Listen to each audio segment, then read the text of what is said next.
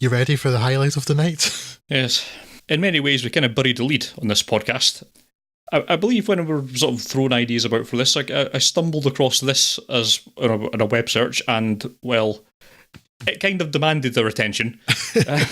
So, without further ado, Operation Kid Brother, or OK Connery, or one of a number of other titles. Or Operation 007, or all sorts of right on the name title, on the nose, the names rather.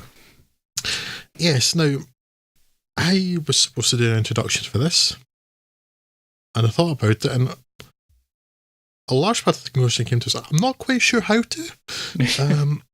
So a lot of the joy of this film will become simply with the talking about it rather than trying to introduce it, but I'll try to tell you a little bit first, before we get down into the nitty-gritty of just how mental this film is.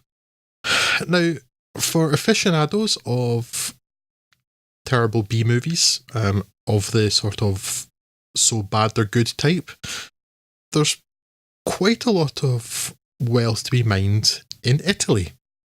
For some reason, Italy seems to be the source of many terrible, low-budget knockoffs of American-style films. Yes. And if you're familiar with, for instance, Red Letter, yes, they're elite hacksaws.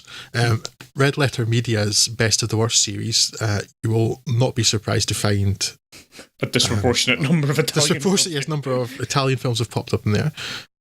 They covered one that we, in fact, have covered too, which was Zombie 3, when we did our zombie episode not so long ago. That was an Italian film as well, with its strange idea that somehow the Philippines could pass for Southern California, but okay. Self-propelling heads. Yes, it's that sort of level of production value and nonsense that marks out a lot of them, which is weird because some of the greatest films of all time have also come from Italy. It's not like they don't know how to make good films in that country, you know? So, it is yet another Italian film we come to here. This is a weird film. So, again, this is only 5 years after Doctor No came out, and as I said with Murderer's Row, it seems like a subgenre of Bond parodies and rip-offs seem to spring up from nowhere quite quickly. This is very much of the rip-off version. Oh, yes. And it's honestly hard to understand how this came about, because this is a film, and there's maybe a bit of a clue in the name OK Connery, but this is a film that stars Lois Maxwell, who was Miss Moneypenny in a lot of the Bond films, if you recall, Bernard Lee, who's M in 11 Bond films, Adolfo Celli, who was Largo in Thunderball, a Bond film, Daniela Bianchi, who was a Bond girl in From Russia with Love. I'm sensing a theme here. Yeah. But which Connery have they found? And yes, also somebody who played a small role in You Only Live Twice, a Bond film. Yeah. They've taken all of these people, cast them in roles largely similar to the roles they played in the Eon Productions official Bond films. How these people kept their jobs with Eon films is honestly beyond me, because it's quite clearly just a straight up rip-off in every way possible. And then what they've done is they've gone, well, Sean Connery's quite famous, very possibly going to be picky, well out with our budget anyway. But his brother, the plasterer, he's probably available, right? That'll work. I can't see any problems with this. Just get the plasterer in to do it. So Neil Connery, who was at the time working as a plasterer, is recruited. And, I mean, that might be ridiculous enough. There's mention in the film made him looking like his brother, but I honestly don't think he looks like Sean Connery at all. No. Actually, nowadays he does, weirdly enough. Current Neil Connery does, but Neil Connery I don't think does. They even seem to make that point at one point. Someone suggesting he should shave off his beard so he'd look a bit more like his brother. And he goes, no, I can't do that because that's too obvious. Yes, I'm also very attached to my beard. But yes, all of it's not just that they decided, well, what we should do is cast Neil Connery in this Bond knockoff. They kind of make that the point of the whole film. Yes. They've cast him as James Bond's brother. Yes. Hence the other name for the film, as well as OK Connery and Operation Kid Brother. And I'm thinking, okay, I know the name, but they're not going to be that on the nose about it. Oh yes, they are, and repeatedly.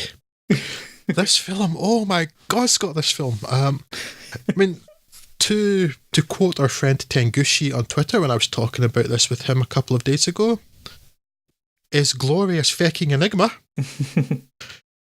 And how and why? Well, I know how, cheap cash in, right, or why rather, but how and how are these people? And what, oh no!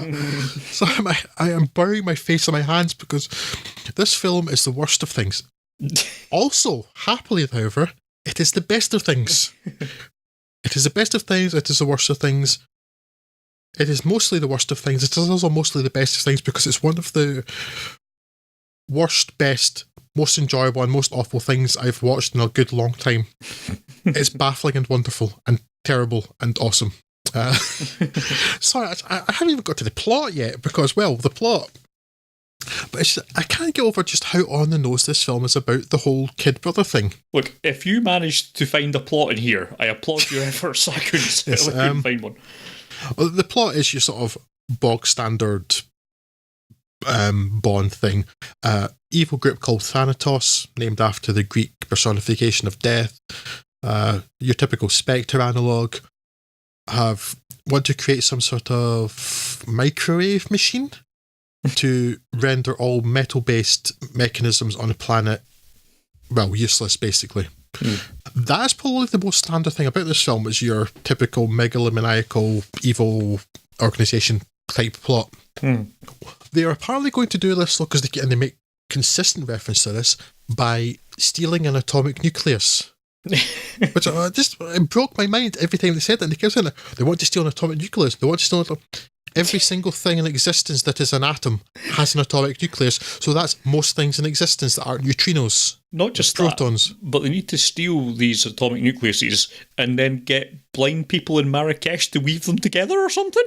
I don't quite understand. Yes, they're weaving magic carpets made of atomic nuclei, which are apparently made radioactive despite all atoms having atomic nuclei, because that's what everything.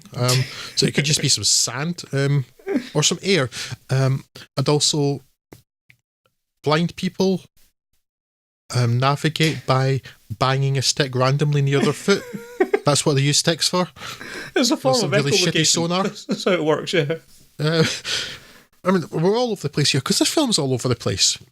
So that's the plot. And the idea is that so the film starts with the most ludicrously over-the-top bombing of a secret agent, a remote-controlled car, for some reason. The most elaborate, over-the-top and unnecessary way to murder someone. The secret agent working for MI5, MI6, or whatever it actually is in this film. I think they're meant to be MI6, same as Bond. They kill him. They're then going to attack this agent's girlfriend, who he has somehow used as some sort of human USB stick and stored information inside of her. Inside her brain, we should say, in a kind of more... Oh, yes. We're not talking anything sexual or anything like that, no. Just more of a Johnny Mnemonic way, really. He's not tattooed a message on her kidneys or anything like that. Which I wouldn't put it past the film, to be honest, but... No, we're not making any, talking about inserting USB sticks or anything. No, we're not making that sort of double entendre or anything, no. Yes, so she's currently under the care, this girlfriend, she's currently under the care of Dr. Neil Connery. In the film, Neil Connery plays Dr. Neil Connery, who is the brother of a 00 agent called Connery. They mention it several times. Going with this?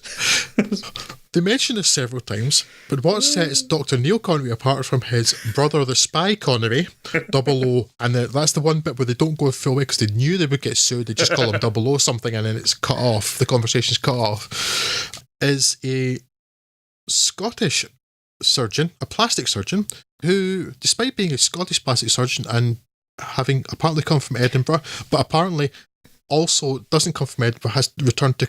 they called me in from Edinburgh, they say at the start of the conversation. At the end of that sequence, says, I've got to return to Columbia University, which is New York City, but okay. I presume that has got to be a way to get around the fact that for whatever reason, when they did the dubbing for this, they didn't bring Neil Connery back in, and they got an American guy to dub him. So he's wandering around with an American accent, despite your only selling point for this film being the relationship between Neil Connery and Sean Connery. You've done your best to disguise the one thing that is most recognisable about Sean Connery. What are you doing, film? What, I know. What is going on? I know, it's gloriously awful. It's so inept. But that's exactly where I'm going, Scott. So it was like, they brought me in from Edinburgh. Why do you sound like an American? And then they make several references to him being Scottish. He's his Scottish brother. At one point, he's in the middle of what's, again, meant to be Monaco, in Highland dress in an archery competition in Monaco, because he's Scottish despite being an American. Clearly an American with an American voice, because Americans have an American voice. He's an American. He's an American. What are you doing? Oh, so I'm getting loud and shrill because this film has broken my brain. But in a kind of a glorious way that I appreciate, because it's so... I've never seen anything like this, I don't think. Yeah, it's... so they bring him in. He's treating it... I've got so lost here, but it's... we need to talk about everything, Scott. It's wonderful. He's treating this girlfriend, the human walking USB stick, who doesn't know she has this information. He is somehow compelled to do it because apparently the government can do that. They can make you be a spy. Yes. Especially even when you're employed in the United States, not Britain. It's like you've not even your residence in the UK anymore. But okay, at least of this film's problems. The power of the Queen compels you. The power of the Queen compels you. The power of the Queen compels you. Okay, I'm a spy. Basically how it went. Yeah. So they draft him in unwillingly to go undercover to investigate Thanatos. Thanatos, the great organisation that wants to, as we say, steal an atomic nucleus. You just kind of stick the word atomic in, and then think that means some sort of nuclear weapon or something. That's not how that works. But they're not well organised, or at least they're not very secretive anyway, because... And it's such a rip-off of Spectre too, because the head of the organisation is called Alpha instead of what number one Blofeld is, isn't he? Yeah. There's everything's a reference, because there's a character called Lottie something. It's clearly a reference to Lottie Lenya, who played Rosa Klebb in the Bond films. Yeah. And Adolfo Celli's Mr. Thayer is Beta, and it's like, yeah, okay, so, you know, admittedly there's a limited number of ways to do that, but still. And I'm honestly surprised there wasn't a white cat. Yes. I'm genuinely surprised by that. It's the only thing they didn't straight up copy. Yeah, their plan is called Operation Blackmail. As I say, this film doesn't know how to not be on the nose. Operation Evil Plan. Yeah. So, yeah, they bring him in to go undercover, as I say, at one point, as a blind man working in a factory in Morocco who's making nuclear carpets. Now, you might think, Drew, that a plastic surgeon would not have the tools necessary for the covert operation, but turns out that Neil Connery does. Because Dr. Neil Connery, not only is he an expert plastic surgeon, of course, he's an expert lip reader who barely needs line of sight to actually understand people across the room, and of course... And an Olympic level hypnotist. Olympic level hypnotist who can hypnotise anyone simply by folding his hands together and staring at them gently, and thus compelling them into a world of doing whatever the hell he likes. And that would seem to be more a trope that you'd put towards the evil guys rather than the good guys. You know, mind control tends not to be one of the hero's traits. You know, just one of the many ways in the fiction's film is very strange. So, yeah, he's a plastic surgeon who's a lip reader and a hypnotist too, all of which will come into play. Make no mistake about this, all of these will be incredibly important. And it's good that he knows an archery team, because he does need to assault a castle at the end. And what better than an archery team on horseback? Handy that. Yes. Oh, this film. Oh, it's a wonderful, wonderful thing. It's a gift. So yeah, he's starting to explore these things, which takes him from Monaco to Malaga, somewhere else. This is an Italian film. I'm thinking a lot of it is shot in Italy, although I think some of it was actually shot near Malaga. Mm. But there's not much sense of place in this film because there's a bit where some United States military police officers are driving along a road. And for a good 20 minutes, I'm thinking, well, why are they in Spain? And I can only assume they weren't in Spain, they were in the United States, but it's really not obvious. But this is how somehow, I think that's something to do with how they steal this atomic nucleus. Yes, by the most obvious way possible. I mean, I don't think you could get a more direct plan. Yeah, so the plan here, right, is that for some reason, in what is presumably the United States, because it's a military a nuclear power station or something, guarded by US military police, but a bunch of women appear dressed as flamenco dancers, but they get onto a bus which says something about, well, almost like flamenco dancers. I guess they're more like dancehall dancers from the Old West. I guess it's what they're meant to be, because there's an Old West logo on the bus. But yeah, so all of these women in the middle of the desert. This is why I was like, this looks like Malaga. Why is? Sorry, it's broken my brain. It really has it. I can barely string a sentence together because it's so weird.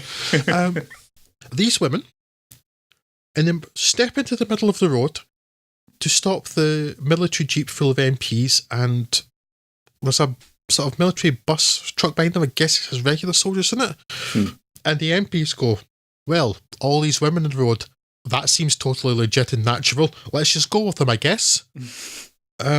I presumed they were trying to sort of flag them down because I think they were pretending that their bus had broken down, and they were trying to get help. But it's not particularly clear either the location or anything that was going on in that particular scene. This, I think, leads to them finding new nuclear carpet making material or that was whatever. They found they found atomic threads, and now could make the atomic carpet that would then go inside Ned's atomic dustbin. Which is yes. So the action then moves to Morocco, where, as we mentioned, because our thoughts and our description of the film is all over the place, as the film is, so blame it, not us. Neil Connery, because they keep mentioning being Connery too. It's not even once. It's so on the nose. The film ends with him saying, "You were almost as good as your brother." Sorry, I need to make another mistake, because I want to mention this before I forget, because as if all of that wasn't on the nose enough, Scott. Did you notice the bit where one of the characters says, I think to Neil Connery, you read too many novels by Fleming? Yes. Talk about wearing your influence on your sleeve.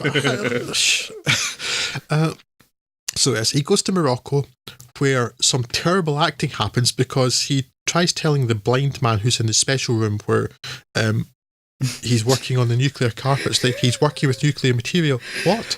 You're working with nuclear material? What? You're working with nuclear material? And he says, as quick as I was about to say it, quick, they're trying to poison us. This must maybe have the source. Let's get out of here. Let's go. It's so bad. It's the worst, but also the best, Scott. I don't think I've been this entertained by a film in the ages. Yeah, I'm honestly, there's not much of an exaggeration how quickly I said largely what they say in that. It's some terrible acting. Well, that take was fine, let's go with that then. If anything, you're substantially more coherent, because I had to listen to that about 4 times before I could work out what the hell is going. Yeah, and then he is kidnapped by Adolfo Celli and forced to do plastic surgery on the henchman who, from the beginning, made me think very strongly of Stanley Baxter, and I could not get that thought out of my head. So Stanley Baxter, Mr. Majika, henchman, he's to perform surgery on him because he's supposed to be taking the place of Alpha, because Beta, Mr. Thayer, Adolfo Celli, definitely not Largo, wants to take over Thanatos. And then he hypnotises him to jump through a window in a scene which made me snort with laughter because it was so ridiculous. But you knew the hypnotism was going to come back into it. And then, God, I can't even remember how the film ends now. My thoughts are all over the place. But still, he manages to trick Alpha and kill him. He becomes the boss. And then... Well, how does it end, Scott? I actually can't remember. Well, at some point, Adolfo Celi, having created the nuclear carpet or whatever the hell it was, they've got their weapon working, so they go off to some facility where they start... Switzerland or somewhere, isn't it? Where they put on their fabulous red pleather jumpsuits that look a bit like a Thriller video, and he's... I bet. He's just a little bit like it. And some stuff happens, and I'm not quite sure how it ended. To be honest, I'd kind of lost the will to think at that point.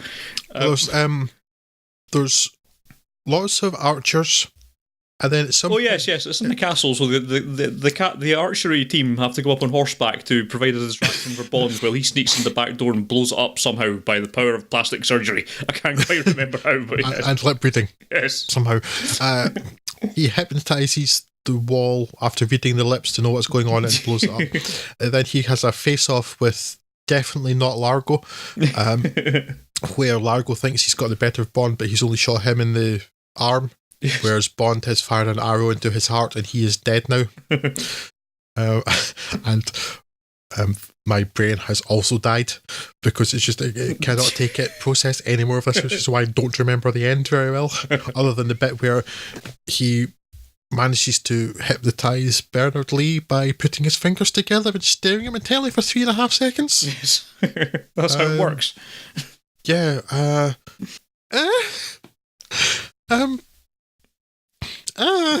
Yeah. I did not understand why any single thing in this film was happening. And that's normally a bad thing. But I think it works to the strengths of Operation Kid Brother, which doesn't have a lot of them. So it's good that it's got one suit to keep hammering on. That being the desperate attempts to link it to 007. And I mean... And not subtle is not a word in this these filmmakers' vocabulary, Scott. Yeah. Subtle is something they actively rail against, apparently, if they were to be aware of the word at all. I mean, I'm sure at some point in the past we've used the term stunt casting. I mean, this is just stunt casting as the entire basis of a film. And the entire point, I think. It's super strange. I mean, it's just such an obvious... I mean, presumably this is just an attempt at a kind of cheap cash-in. Let's knock something out as quickly as they can. And there's no doubt that's what it is. It's Bond's really popular at this point. 67 is... that's round about the time of You Only Live Twice, isn't it? It's Bond's getting properly big. Every year, Bond was bigger than the year before at that point. Mm-hmm. So yeah, it's a cheap cash-in. It's just that how they've done it and who they got to do it is the incredible thing. Yeah, I mean, you could have done a cheap cash-in a very obvious way. This really isn't that way. And I mean, everything to do with the casting is there's such a deliberateness to it that is just so brazen that you can't help but be charmed by it. But the script is, I don't understand how they got this script together. I mean, I've seen a fair few incomprehensible Italian films, but this is worse than all of them. It's like, you know, when you're training in like machine learning or artificial intelligence, and they just read like 1,000 news articles, then start trying to make their own ones, synthesize something out of that. It's like that for a script. It's like, it's a fever dream. Yeah, it's sort of. If you looked at it from far enough away, it kind of looks like a Bond script. It kind of does the same sort of things, but it doesn't make any sense. It hits the major beats of a Bond film, but without any of those being connected in any real way. Yes, I know, or in the right order with the right people. Yes. Because by that point, Bond had already got formulaic, but so it's like they understand what a Bond film is, but not how it's put together. Yes. It's like they're trying to infer a sausage from the list of ingredients. Yes. Without really understanding the thing as a whole. Yes. I mean, it's awful. It's also brilliant. And awful and brilliant. I'm really glad you found this because I don't think I've talked this enthusiastically about any film in this podcast ever. Because I'm just so baffled. And again, I'll mention, I don't understand how these people got employed by Eon Productions again.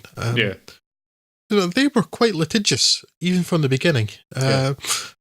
And there was like the acrimonious fallouts between Harry Saltzman and Cubby Broccoli, and there was then they had all the lawsuits like Wolf Mankiewicz and stuff that ended up making Never Say Never Again, and they were in court all the time.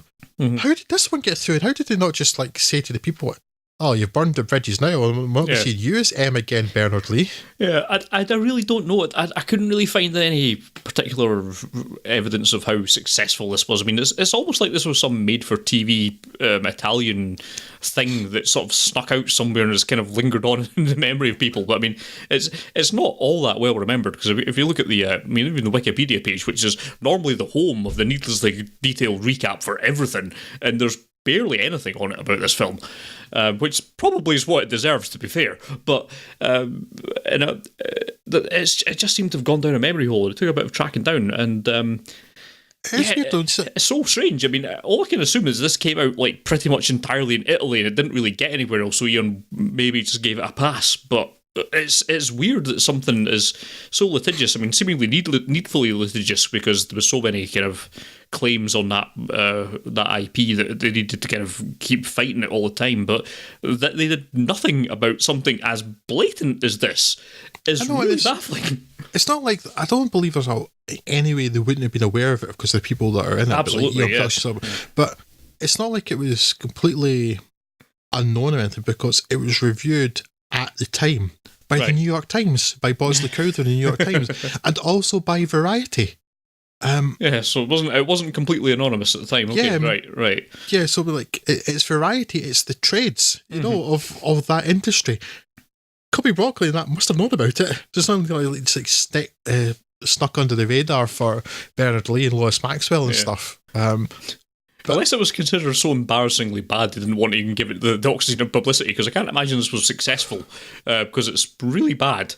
And it's only fun when you can dissect it in a sort of vaguely alcohol-fueled discussion with friends. But I mean, I don't think if you sat down and watched the film in isolation, you would really get all that much from it. But just knowing that there's something to actually discuss with people, it's such a strange curiosity that it kind of makes it fun. Yeah, absolutely. But I mean, if you judged by its own quality in and of itself, I mean, it's awful. But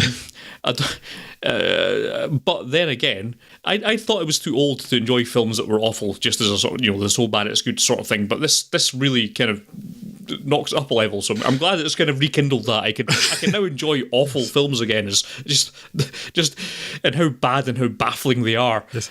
I honestly wish that had lasted one film longer. Which we will quickly get to, but yes, I had that thing too. I thought I'd lost that ability to ironically enjoy stuff. But, so it just, I'm on the Wikipedia page just now, Scott, just to see if there really isn't much information, is there? And, no. But it's the last line, and it's just quite amusing. They're talking about the reception. As a James Bond ripoff, the reaction to the film is mixed. Ben Child from The Guardian called it one of the worst movies made for the genre. In contrast, Andy Roberts from the Daily Telegraph and Tom Cole for Radio Times considered it to be one of the best. What? But here's the thing. They're both right. All three of them are right. And wrong at the same time. Yeah, it's largely how I felt at all of that film when I was pissing myself laughing, actually, but it's... yes. Suffice to say, Neil Connery has returned to his career as a plasterer, and I think we're all happier for that, in the grand scheme of things. I think Sean Connery used to be like a milkman or a postman or something at some point, like before he made it big. I just started a small job, so but there's a reason he didn't have to return to that. Yes. Not so much for his brother, unfortunately. I feel there's so much more to say about this film, but I think we've probably said all we need to for it. Honestly, though, I just think that people ought to track this down, because it's... Again, I'm going to go back to Tenguchi's comment, is glorious fecking enigma. Yes. I have cleaned the language up a little there, as you can imagine. But, it's baffling, but in that properly entertaining way. Yeah. Like, why, how, why, what, how, who, what, why, where, when? Yes, I am thoroughly grateful that you discovered this and making up your list for this episode, Scott, because I've not had as much fun with a film in quite some time. Yes. despite it being dreadful, everyone should watch it. You can't deny that. It's an awful film, but it's like properly entertainingly awful. If you're listening and you can't get hold of it, hit me up on Twitter. I'll sort you out. But this is nudge, nudge, wink, wink. It might fall off the back of the internet somewhere near you. But it's certainly a thing that I watched and spoke about for an hour. Yeah, I don't know, and I think none of us really know about Operation Kid Brother. But let's all just not know together and join the harmonious thing of what? Why is there ceiling guns? Why? Oh, I forgot about ceiling guns. Why am I getting most invested in the power struggles of the evil organisation?